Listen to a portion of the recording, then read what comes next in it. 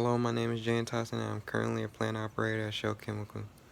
At 3:25 a.m. I arrived at Shell Chemicals to take over my shift and clock in.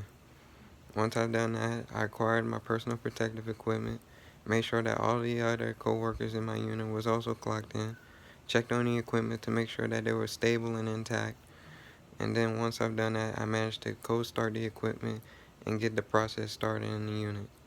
The equipment we use in the unit are valves, heat exchangers, compressors, condensers, storage tanks, and pipelines.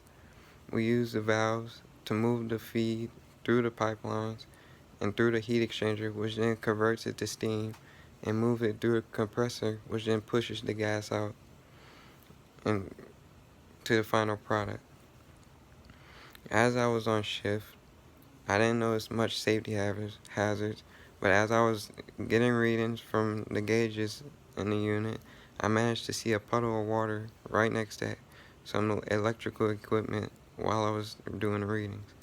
It's very hazardous because someone could easily get shocked and get hurt, or something bad could happen in the unit and explode. Another hazard I saw was one of my coworkers wasn't wearing his PPE. And while he was working on the equipment, he managed to hurt his hand with one of the tools that was used in a wrongful way. I addressed it to him that he should not be using the PPE. He should not be using the equipment as he was using it, and should have wore PPE to make sure that he wouldn't get hurt. As my shift came to the end, I let the other shift know the next shift know that was coming on, that at 10:30 a.m.